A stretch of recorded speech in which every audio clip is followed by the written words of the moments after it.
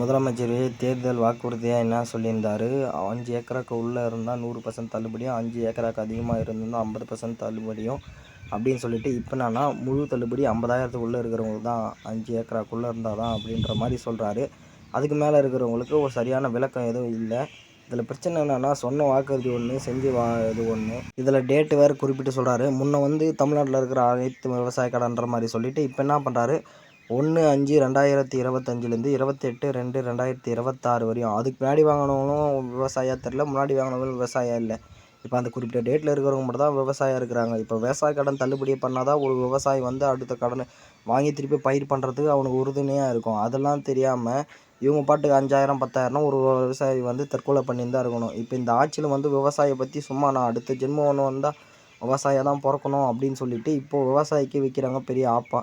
ஒரு விவசாயியோட கஷ்டம் அந்த விவசாயம் பண்ணி பார்த்தா தான் அந்த கஷ்டம் தெரியும். விவசாயம் பிடிச்சவங்க பிடிக்காதவங்க கமெண்டில் சொல்லிட்டு போங்க.